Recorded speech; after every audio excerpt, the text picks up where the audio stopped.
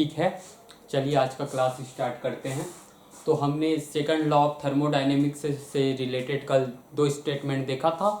आज हम entropy statement के बारे में देखेंगे। ठीक है, तो एंट्रोपी स्टेटमेंट क्या बोलता है कि जो एंट्रोपी है यूनिवर्स की वो कभी भी डिक्रीज नहीं होता, वो या तो बढ़ता है या तो सेम रहता है। ठीक है, देखिए entropy of the universe never decreases. Okay, ये या तो बढ़ेगा या तो सेम रहेगा। अब बढ़ता किसके लिए? इरिवर्सिबल प्रोसेस के लिए ये बढ़ेगा, और रिवर्सिबल प्रोसेस के लिए क्या होगा कि सेम रहेगा। अब बात आती है कि ये रिवर्सिबल प्रोसेस क्या है और इरिवर्सिबल प्रोसेस क्या है, ये दोनों प्रोसेस क्या है, पहला चीज। दूसरा चीज कि एंट्रोपी क्या है, एंट्रोपी बताता क्या है हमें। ठीक है, तो हम सबसे पहले देख लेते हैं रिवर्सिबल प्रोसेस के बारे में। ठीक है, तो देखिए कि जो ऐसा प्रोसेस जो कोई ट्रैश नहीं छोड़ता सराउंडिंग पे, उसको हम क्या बोलते हैं? रिवर्सिबल प्रोसेस बोलते हैं। ठीक है, और ऐसे प्रोसेस के लिए क्या जरूरी है कि वो क्वासी स्टैटिक हो, ये बहुत जरूरी है, यानी कि ऐसा प्रोसेस बहुत स्लो हो, ये इसका कंडीशन है। ठीक है, अब देखिए ये हो गया रिवर्सिबल प्रोसेस, और ये जो प्रोसेस है ये इसका जस्ट अपोजिट होता है, यानी कि ऐसा प्रोसेस जो रिवर्सिबल ना हो क्या हो जाएगा? इरिवर्सिबल प्रोसेस हो जाएगा। ठीक है, अब रिवर्सिबल प्रोसेस का एग्जांपल क्या है? फ्रिक्शनलेस पेंडुलम इसका एग्जांपल है। ठीक है, अब फ्रिक्शनलेस पेंडुलम क्या है? फ्रिक्शनलेस पेंडुलम का मतलब है कि ऐसा, ये हमने रस्सी से एक बॉडी को या एक ऑब्जेक्ट को लटका रखा है, छत में हमारा रस्सी बंधा हुआ है। ठीक है, अब मैंने उस बॉडी को हल्का सा इधर मूव किया, छोड़ दिया। अगर सब कुछ फ्रिक्शनलेस हो, यहाँ पे कोई एयर ना हो, ठीक है, तो क्या होगा? ये बॉडी इस तरीके से चलती रहेगी, इस तरीके से मोशन करती रहेगी इनफिनाइट टाइम तक। तो ये हो गया आपका फ्रिक्शनलेस पेंडुलम। ठीक है, इसको हम फ्रिक्शनलेस पेंडुलम बोलते हैं। तो ये जो प्रोसेस है वो रिवर्सिबल है। ठीक है, और इरिवर्सिबल प्रोसेस का क्या होगा एग्जांपल? वो है हीट प्रोड्यूस्ड बाय फ्रिक्शन। ठीक है, कहीं पे कोई मशीन है या कोई ऑब्जेक्ट को हम खिसका रहे हैं, वहां पे जो हीट का प्रोडक्शन है, वो वहां पर जो प्रोसेस हो रहा है वो है इरिवर्सिबल प्रोसेस। ठीक है, तो हमने इस स्टेटमेंट में 2 बातें बोली गई थी, एक तो रिवर्सिबल एक इरिवर्सिबल, दोनों के बारे में देख लिया। अब देखते हैं एंट्रोपी क्या है। ठीक है, हम जब भी कोई प्रोसेस करते हैं तो क्या होता है? डिसऑर्डरनेस आ जाती है। ठीक है, तो एंट्रोपी क्या बताता है? डिसऑर्डरनेस को बताता है कि भाई ये क्वांटिटी जो एंट्रोपी है वो किसको डिनोट करती है? अमाउंट ऑफ डिसऑर्डरनेस को। हम कोई प्रोसेस कर रहे हैं तो उसके कारण क्या होता है? यूनिवर्स में जो डिसऑर्डरनेस है, या बोलूं कि जो एंट्रोपी है वो बढ़ने लगती है। ठीक है, तो डिसऑर्डरनेस को नापने के लिए हम किसके बारे में पढ़ते हैं? हम एंट्रोपी के बारे में पढ़ते हैं। ठीक है, एंट्रोपी का वैल्यू जितना ज्यादा, डिसऑर्डरनेस उतना ज्यादा। ठीक है, अब देखिए तो एंट्रोपी का फार्मूला क्या होता है? एंट्रोपी का फार्मूला होता है integration of del q divide by t. ठीक है, या इसी को मैं लिख सकता हूं d q divide by t. ये हो गया आपका एंट्रोपी। अब एंट्रोपी जीरो कब होता है? एंट्रोपी जीरो होगा इरिवर्सिबल प्रोसेस अगर है तो एंट्रोपी होगा जीरो, और एंट्रोपी जीरो से ज्यादा कब होता है? इरिवर्सिबल प्रोसेस में जो एंट्रोपी की वैल्यू है वो ज्यादा होती है, और एंट्रोपी की वैल्यू जीरो से कभी कम नहीं होती। ठीक है, कभी भी नेगेटिव नहीं होती, ऐसा कोई भी प्रोसेस पॉसिबल ही नहीं है। ठीक है, अब हमने मशीन के बारे में पढ़ा था जैसे कि हीट इंजन। ठीक है, तो कार्नो नाम के जो साइंटिस्ट है उन्होंने क्या किया? ऐसे मशीन के बारे में सोचा, ऐसे इंजन के बारे में सोचा जो मैक्सिमम से मैक्सिमम जो वर्क हीट को वर्क में कन्वर्ट कर सके। वो देखना चाहते थे कि क्या 100% हीट जो है वर्क में कन्वर्ट हो सकता है। ठीक है, तो उन्होंने एक आइडियल मशीन के बारे में सोचा, और यहाँ पे उन्होंने जो एक मशीन के बारे में सोचा, और वो जो मशीन है वो इन 4 पार्ट से होकर गुजरती है। अगर उस मशीन में जो प्रोसेस हो रहा है उसका अगर हम पीवी डायग्राम बनाएं, ठीक है, तो हमें दिखेगा क्या कि A B B C D और डी ए। तो यहाँ पर जो ए बी है वो और सी डी है वो कौन सा प्रोसेस है यहाँ पे, वो होता है आइसोथर्मल प्रोसेस। मैं बात कर रहा हूँ कार्नोट साइकिल की, ठीक है। ये आपका कार्नोट साइकिल है, इसमें ये वाला लाइन और ये वाला लाइन डिनोट करता है आइसोथर्मल को, और ये बी और सी और डी और ए वाला जो प्रोसेस है वो डिनोट करता है आपके एडियाबैटिक प्रोसेस को। तो A B C D A ये जो साइकिल है ये बताता है कार्नोट, ये जो साइकिल इसको हम कहते हैं कार्नोट साइकिल के बोलते हैं। और ये कहाँ पे होता है, कार्नोट हीट इंजन या कार्नोट इंजन जो होता है वहां पर जो साइकिल बनता है पी और वी के बीच जब हम ग्राफ बनाते हैं उसको हम कार्नोट साइकिल बोलते हैं, ठीक है। अब कार्नोट साइकिल में जब हम सभी का वर्क निकालते हैं, देखते हैं कि हीट कितना सप्लाई हो रहा है, उसके बाद जब हम इसकी कार्नोट साइकिल की इफिशियंसी कैलकुलेट करते हैं तो वो आता है eta equal to 1 minus T2 divide by T1। T2 क्या है, T2 है सिंक का टेम्परेचर, और T1 क्या था, वो था सोर्स का टेम्परेचर, ठीक है। और Q1 क्या है, जो हीट अंदर सप्लाई हो रहा है, जो हीट हम ले रहे हैं, जो हीट मशीन ले रहा है वो Q1 है, ठीक है। और जो Q2 क्या है, जो हीट सिंक में जा रहा है या जो हीट रिजेक्ट हो रहा है वो Q2 है, ठीक है। कार्नोट साइकिल के लिए बोलूं या कार्नोट हीट इंजन के लिए बोलूं, ये एक रिलेशन आता है हीट और टेम्परेचर के बीच। तो यहाँ पर हम देख सकते हैं कि जो इफिशियंसी है वो डिपेंड कर रहा है दोनों के टेम्परेचर पे, या हीट कितना लिया गया है, हीट कितना रिजेक्ट हुआ है, इस बात पे इफिशियंसी डिपेंड कर रही है। अब देखिए कोई भी और इंजन हो, ठीक है, कोई भी और हीट इंजन हो और वो इसी टेम्परेचर में, और उसका सोर्स का टेम्परेचर ये हो और उसके सिंक का टेम्परेचर ये हो, अगर उस इंजन को और कार्नोट इंजन को कंपेयर करें तो इफिशियंसी हमेशा कार्नोट इंजन की ज़्यादा होती है। क्यों, क्योंकि ये आइडियल इंजन है, इसमें जो हमने अजम्पशन लिया है, जो अजम्पशन लिया गया था वो सब कुछ आइडियल लिया गया था, ठीक है। अब देखिए, अब इफिशियंसी 100% कैसे मिले, या मैं बोलूं इफिशियंसी का जो मैक्सिमम वैल्यू हो सकता है वो हो सकता है 1%, में बोलूं तो वो हो सकता है 100%, ठीक है। ये आपको फार्मूला दिख रहा है, इसमें 100% से मल्टीप्लाई करेंगे तो आपका जो इफिशियंसी आएगा वो आएगा परसेंट में। अभी किस में आएगा, अभी आएगा 0.5, 0.3, 0.2, कुछ इस तरीके से आपका जो इफिशियंसी है वो आएगा। और परसेंट में आपको निकालना है तो आपको इसी चीज को 100 से मल्टीप्लाई करना पड़ेगा। अगर आप ऐसा करते हैं 100%, आप कैलकुलेट करेंगे तो आएगा परसेंट में, ठीक है। अभी किस में आएगा, पॉइंट में आएगा, 0.3, 0.2, कुछ इस तरीके से। तो मैक्सिमम जो इफिशियंसी किसी चीज की हो सकती है वो 1 है, वो 100% है। तो अगर मुझे किसी इंजन की इफिशियंसी 100% करनी है तो क्या होना चाहिए, जो ये वाला जो टेम्परेचर है T1, ठीक है, अगर मैं इसको इन्फिनाइट कर दूं, ठीक है, या बोलूं कि T2 को मैं 0 कर दूं, T2 को यानी कि सिंक के टेम्परेचर को अगर 0 कर दूं, 0 केल्विन कर दूं, तब क्या होगा, तब इफिशियंसी जाके ईटा जाके 1 होगी, जो कि पॉसिबल नहीं है। हम किसी के टेम्परेचर को 0 केल्विन नहीं कर सकते, ठीक है। यानी कि इसका मतलब क्या हुआ, अगर हम T2 को 0 नहीं कर सकते तो इसका मतलब है इफिशियंसी भी 100% नहीं हो पाएगी। इसका मतलब क्या है कि कोई भी ऐसा मशीन नहीं बनाया जा सकता जिसकी इफिशियंसी 100% हो, जो पूरी तरीके से हीट को वर्क में कन्वर्ट कर सके, ठीक है। तो ये आपका था सेकंड लॉ ऑफ थर्मोडायनेमिक्स से रिलेटेड, ठीक है। तो इतना लिख लीजिए, फिर हम क्वेश्चन के बारे में देखेंगे, क्वेश्चन कैलकुलेट करेंगे, सीखेंगे कि प्रॉब्लम के साथ प्रॉब्लम को कैसे डील करना है इस चैप्टर में। पहले आप इतना लिख लीजिए यहां तक।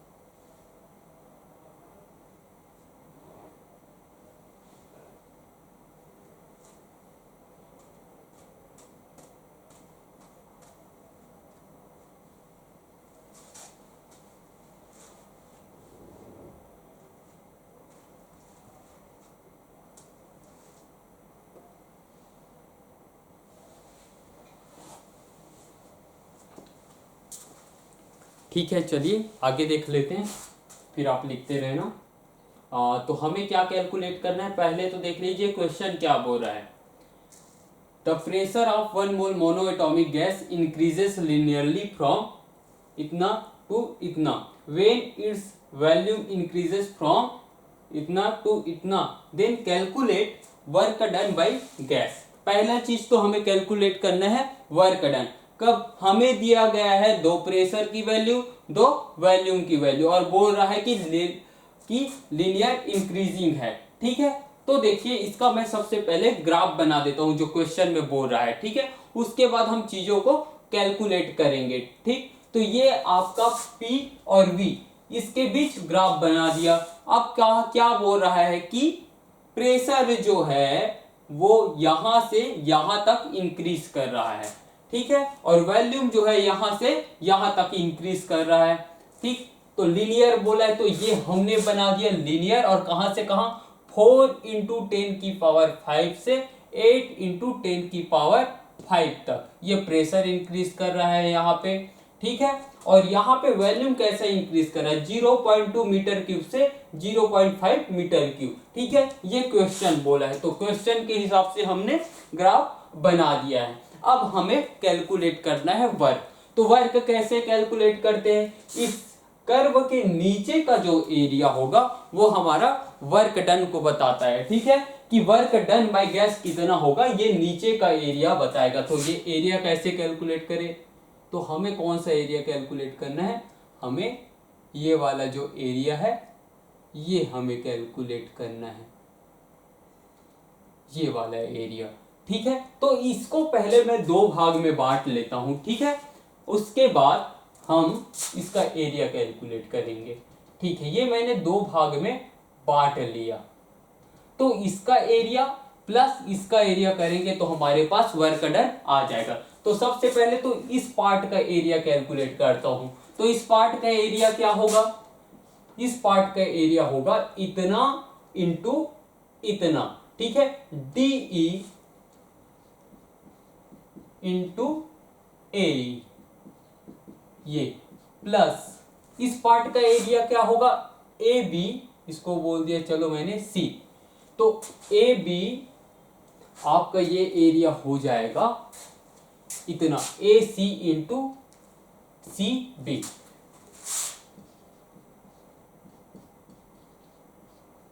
डिवाइड बाय हाफ, क्योंकि वो ट्रायंगल है। तो ये हो गया आपका ट्रायंगल का एरिया। अब हम कैलकुलेट कर लेते हैं, तो क्या होगा, W इक्वल टू DE कितना है, DE है आपका 0.5 माइनस 0.2 इंटू AE कितना है, AE है आपका 4 इंटू 10 की पावर 5। तो ये हो गया आपका इसका एरिया। अब बचा है हमारे पास ये वाला पार्ट, AC कितना है, ये है आपका 0.5 माइनस 0.2, और ये वाला कितना है, ये 8 माइनस 4, 8 की पावर 10 इंटू 5 माइनस 4 इंटू 10 की पावर 5।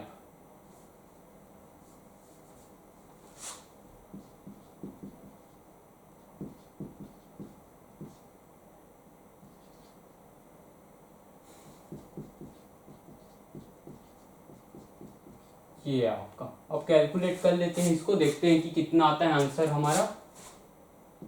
तो ये हो जाएगा 0.3 इंटू 4 इंटू 10 की पावर 5 प्लस ये हो गया आपका हाफ इंटू 0.3, ये हो जाएगा आपका ये हो जाएगा 4 इंटू 10 की पावर 5।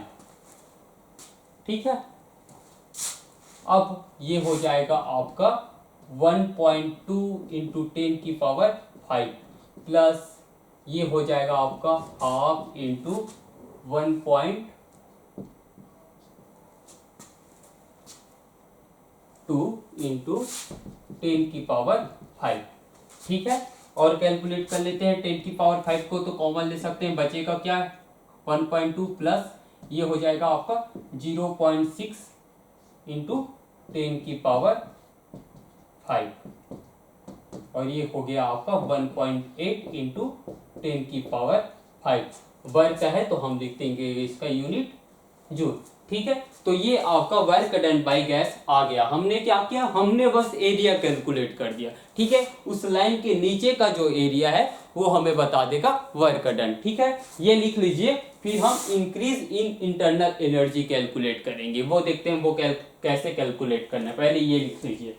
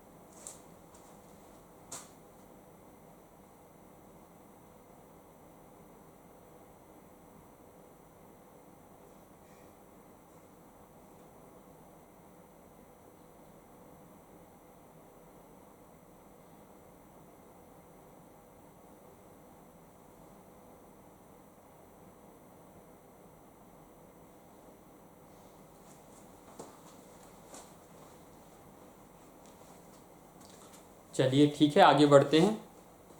तो अब देखते हैं second, increase in internal energy कितना होगा। तो इंटरनल एनर्जी में जो चेंज का जो फार्मूला था वो क्या था अपना, del U equal to n C del T, ये हमारा फार्मूला था। ठीक है, तो एन है मोलों की संख्या, यहाँ पे बोला गया है 1 मोल मोनो एटॉमिक गैस, तो एन की तो वैल्यू हो गई 1 मोल। ठीक है, और सीवी मोनो एटॉमिक के लिए सीवी मैंने लिखवाया था कितना होता है, एन हो गया 1 आपका और सीवी हो गया 3/2 आर होता है। डेल टी को हम लिख सकते हैं T2 माइनस T1। ठीक है, तो हम इसको कुछ इस तरीके से लिख सकते हैं। अब आइडियल गैस इक्वेशन से आर टी क्या होगा, एन तो यहाँ पे है लेकिन 1 है, आर टी क्या हो जाएगा, पी वी के बराबर होता है। ठीक है, तो इसको हम आगे लिख सकते हैं 3/2, ये हो जाएगा आपका P2 V2 minus P1 V1। ठीक है, ये हो गया आपका। अब देखिए कि 3/2, P2 क्या है, P2 है आपका ये वाला पॉइंट, यानी कि 8 इंटू 10 की पावर 5, 8 इंटू 10 की पावर 5। और V2 क्या है आपका 0.5। ठीक है, माइनस कर दिया मैंने। P1 इंटू ये है आपका P1, 4 इंटू 10 की पावर 5 इंटू V1 0.2। ठीक है, अब इसको सॉल्व कर देते हैं तो कितना आएगा, ये हो गया आपका 3/2, ये हो जाएगा आपका 4 माइनस ये हो जाएगा आपका, ये होगा आपका 0.8, ये हो गया आपका 0.8 इंटू 10 की पावर 5, कुछ इतना। ठीक है, अब इसको लिख सकता हूँ 3/2, और ये हो जाएगा आपका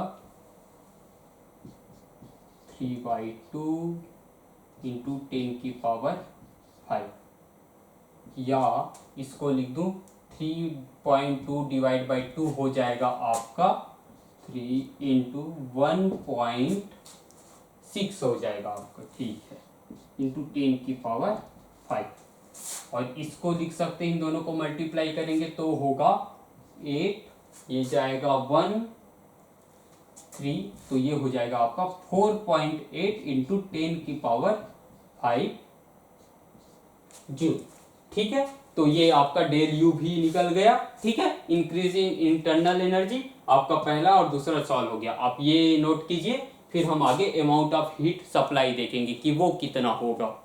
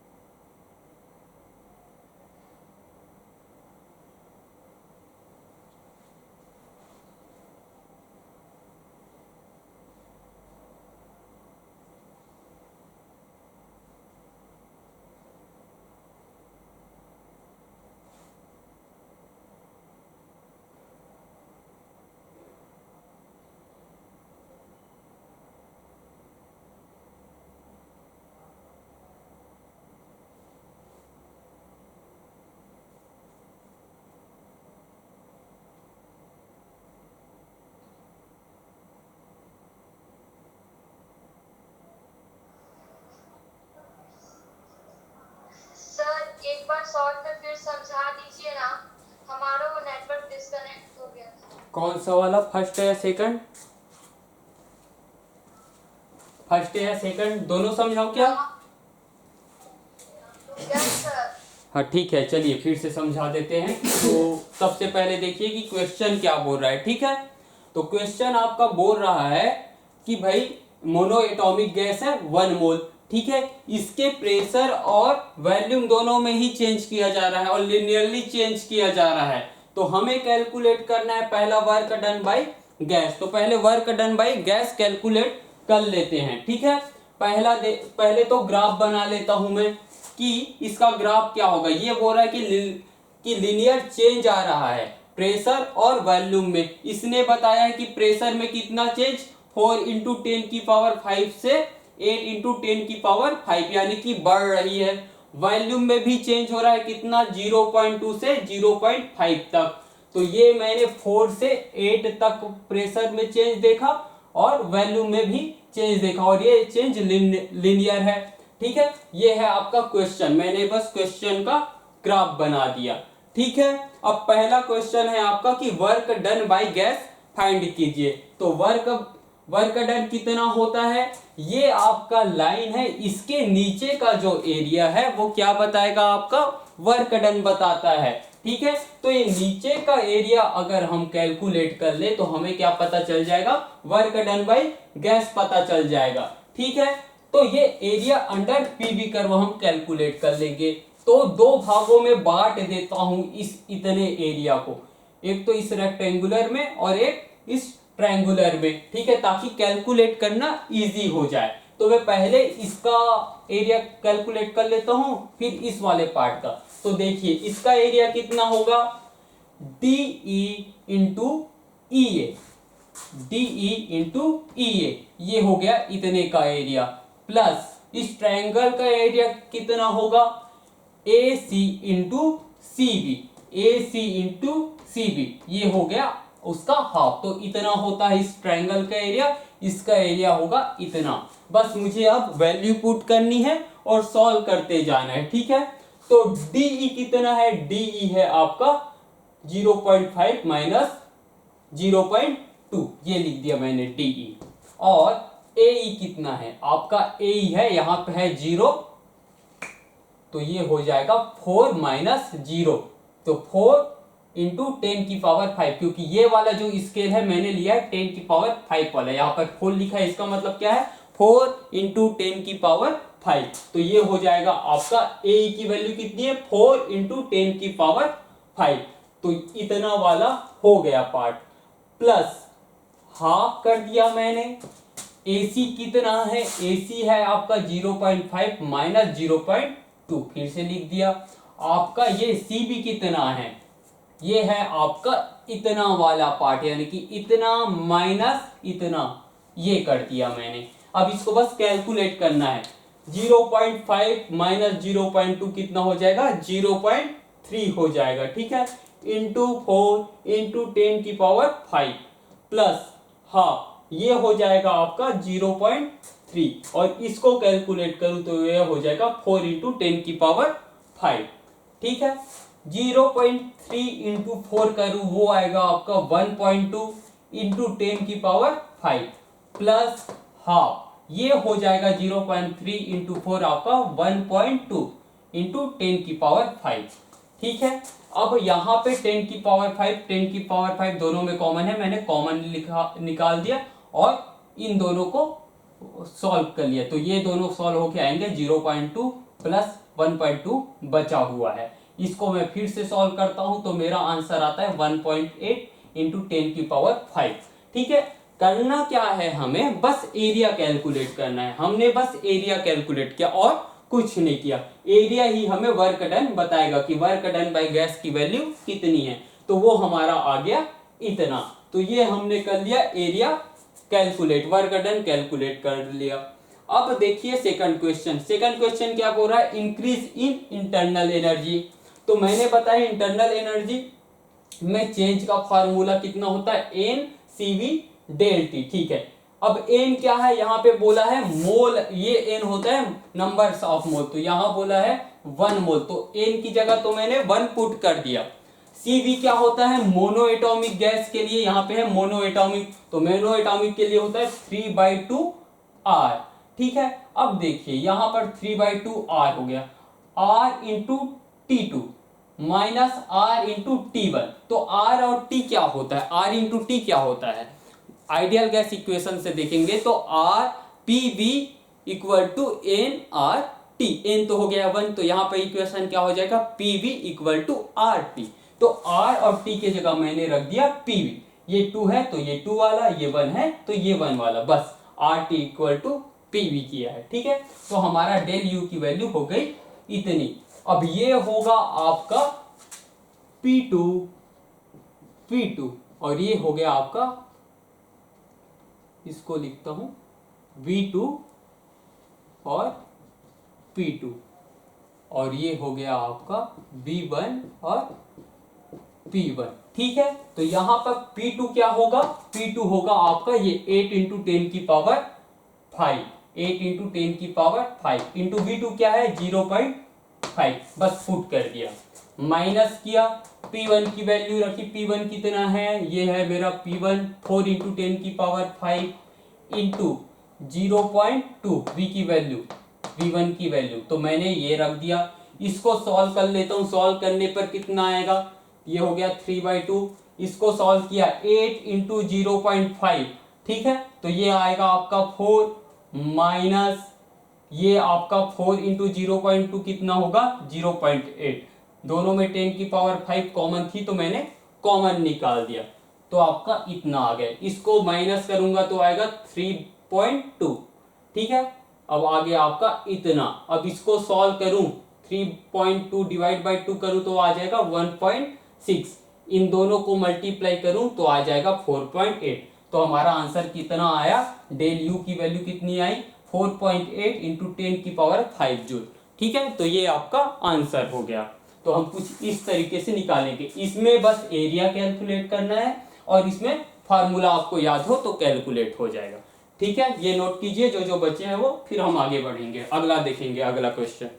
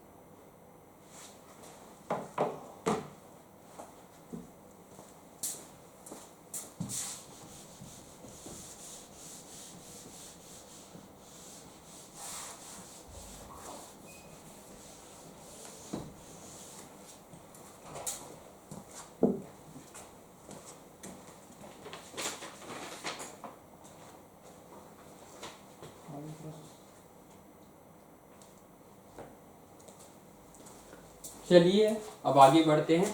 ये तीसरा क्या बोल रहा है, अमाउंट ऑफ हीट सप्लाई। ठीक है, अब अमाउंट ऑफ हीट सप्लाई हमें कैलकुलेट करना है। तो फर्स्ट लॉ ऑफ थर्मोडायनेमिक्स से हम क्या बोल सकते हैं, Q equal to del U plus W। ठीक है, अब देखिए हमने W भी कैलकुलेट कर लिया है, डेल U भी हमने कैलकुलेट कर लिया है, तो Q तो एक बार में पता चल जाएगा। ठीक है, हमने फर्स्ट लॉ ऑफ थर्मोडायनेमिक्स में क्या देखा था कि जितना हीट हम सप्लाई करते हैं गैस को वो दो भाग में जाता है, एक तो उसका इंटरनल एनर्जी बढ़ाने में, एक तो वर्क डन करने में, वर्क डन बाय गैस के लिए। तो वर्क डन बाय गैस भी निकाल लिए और इंक्रीज इन इंटरनल एनर्जी भी निकालिए, दोनों पता चल गया है। तो दोनों मिला के ही जो हीट सप्लाई किए थे वही इन दोनों काम को करवाता है। तो डेल यू पता चल गया हमें और W पता चल गया, बस वैल्यू पुट कर देंगे हमारा Q आ जाएगा। तो W कितना है, पहले तो देखिए डेल U कितना है, 4.8 इंटू 10 की पावर 5 प्लस W कितना है 1.8 इंटू 10 की पावर 5। तो ये दोनों तो कॉमन है, हम इसको लिख सकते हैं 4.8 प्लस 1.8 इंटू 10 की पावर 5, या इसी को लिख सकते हैं 6.6 इंटू 10 की पावर 5। तो ये Q है, हीट है, तो इसका यूनिट हो जाएगा जूल। ये आपका आ गया आंसर। चौथा देखेंगे कुछ टाइम बाद, ये लिख लीजिए पहले।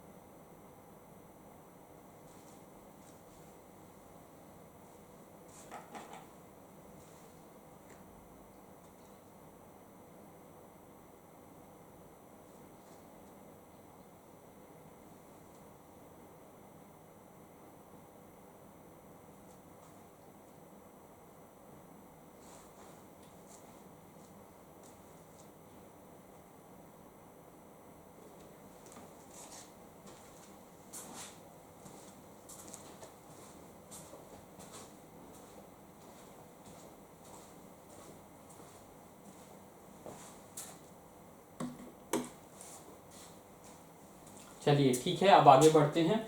चौथा देखते हैं, molar heat capacity of the gas. ठीक है, तो हमने देखा था एक formula Q equal to n C del T. ठीक है, तो ये हमारा यहाँ पे जो C है ये है मोलर हीट कैपेसिटी। ठीक है, अब यहाँ पे n कितना होगा, हमारे क्वेश्चन में n की वैल्यू है 1, तो हम C को इस तरफ एक तरफ लिख दे तो क्या लिख सकते हैं, Q divide by del T। n की वैल्यू हमने 1 रख दी। ठीक है, अब देखिए यहां से इसको मैं लिख सकता हूं, दोनों तरफ मैं R का मल्टीप्लाई कर दूं, R into Q divide by R del T।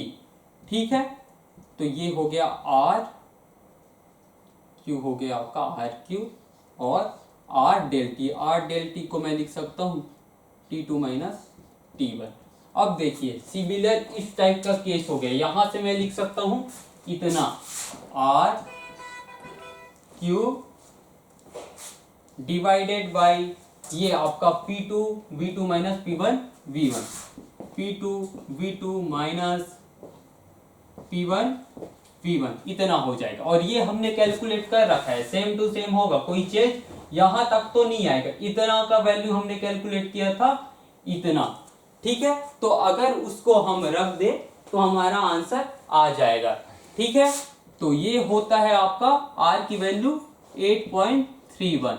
ठीक है, Q कितना आया था हमारा Q आया था यहाँ से 6.6 इंटू 10⁵ डिवाइड बाई, ये हमने कैलकुलेट कर लिया है यहाँ पे, तो और कैलकुलेट करने की जरूरत नहीं है, 10⁵ ठीक है। अब अगर हम इसको कैलकुलेट करते हैं तो हमारा आंसर कितना आएगा, 17.14, ठीक है, 17.14, ठीक है। और ये है C, तो इसका यूनिट क्या हो जाएगा हम यही से देख सकते हैं, ठीक है, जूल पर मोल केल्विन। यहाँ पे एन भी होगा जो हमने रख दिया है 1, तो जूल पर मोल केल्विन, जूल पर मोल केल्विन, ठीक है। तो ये हो गया आपका आंसर। तो हमने चारों को सॉल्व कर लिया, ठीक है। आप ये लिखिए,